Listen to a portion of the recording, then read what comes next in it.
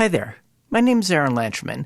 I'm a professor of electrical and computer engineering at Georgia Tech, and this is the Julien's auction for a collection of items owned by Florian Schneider of the band Kraftwerk. I'm really hoping that a lot of this stuff winds up in the hands of musicians who will use it to make music and not trapped behind a display case. The main thing I want to point out is two items that really need to go together. One is this giant rack of voice synthesizer equipment that should be paired with this custom design interface that Florian Schneider built. So I really want this. But this should really go with this item here. I'm hoping those don't get split up.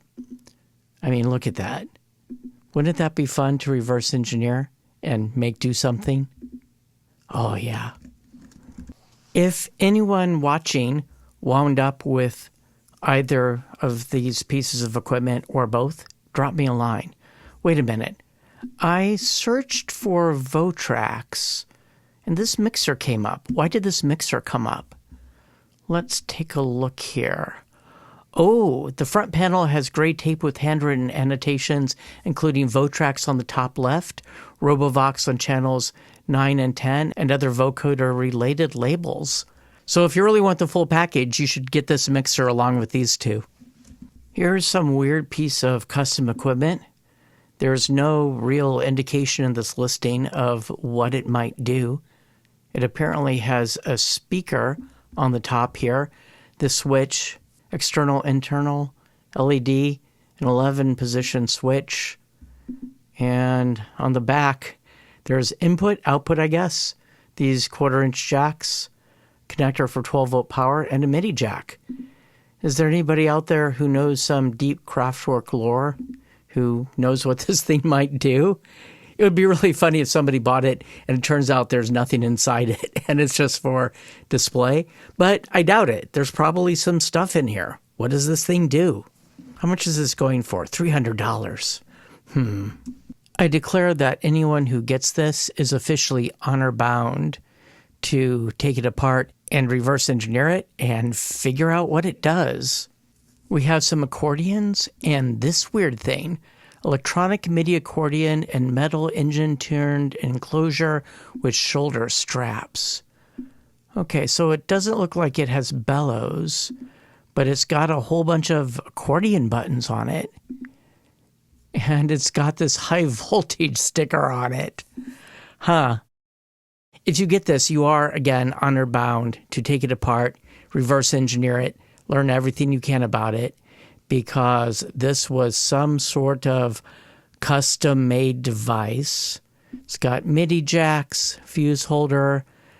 Wow, this is crazy. But you should also be very careful with this. If it indeed has the power supply inside, I would recommend modding it to make sure the power supply is outside and that you're only running low voltages to this device and whatever is in here. Wild. How much is this going for? If anyone watching actually purchases this, drop me a line. There's not just one, but two Sennheiser vocoders for sale. These are incredibly rare. You should be sure to watch Heinbach's video on the Sennheiser vocoder if you haven't already. Speaking of vocoders, this is wild. This is apparently a rack full of lab equipment, in particular bandpass filters. It says here, according to a Facebook post, this is the analysis section of a vocoder which was never completed. It was purchased by Florian Schneider on eBay. Let's see, it has an unmounted pair of U73B compressors. Okay, those are worth some money on their own. Wild. This is the sort of thing that I would love to turn some of my students loose on. And here's that Facebook post. Here's a data switch that's going for $450. And I'm pretty sure my dad had one of these. Of course, the version my dad had didn't have Florian Schneider's cooties. Oh, this is interesting. A is labeled MIDI and B is labeled Vocoder. I would like to know more about that. Okay, this picture here tells me that the people who set up this entry don't understand what they're selling. You don't sell an ARP 2600 with a picture of the keyboard. You sell it with this picture here. Here we have a violin horn. Custom-made violin with metal horn attachment. What do we have here? Some sort of custom electric violin. Let's see, presumably handmade, with rotor spray painted in black near the controls.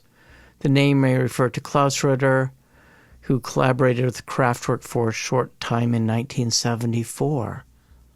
I would guess this is one of a kind. Synthesizer duck. And here we have a jazzophone. My son said this looked like Benny Goodman's bong. Although, come to think of it, Goodman was a clarinet player, and if you're looking for clarinets, this auction has you covered. That jazzophone really does look like something out of Dr. Seuss. And oh my goodness, there are so many saxophones. Wait, what was that? Taragato. I have to go look up what a taragato is. It's a counterfeit taragato. I love it. What an interesting looking upright electric bass. Here's some guitarettes. Heinbach made a video about those too. Another cool looking upright bass. A triple neck lap steel? Don't think I've ever seen anything like that. Oh, this electric cello looks cool as hell.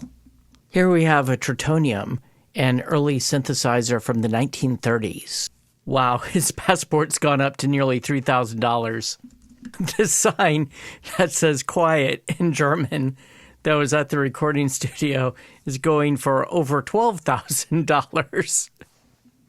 If Alex Ball hasn't made a video about this, it's the sort of thing he would make a video about. The amount of stuff in this auction and the variety of stuff in this auction is just absolutely mind-boggling. Goes on and on and on. And you can't deny that Florian Schneider had style. Wait, why is it including a Cynthia in the list? Oh, because it includes a suitcase.